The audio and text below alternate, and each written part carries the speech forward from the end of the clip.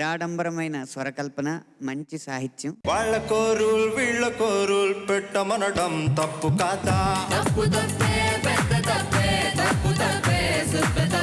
ప్రత్యేకత ఉన్న గొంతులు లేవు, తారాస్థాయిలో పాడగలిగే గొంతులు లేవు అనే విమర్శలన్నిటికీ కూడా మీ గొంతు సమాధానం.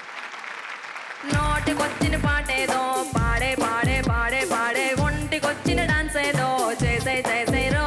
ఈ అమ్మాయి చేత పాడించుంటే ఇంకా బాగుండేదే అని అంత బాగా పాడావు.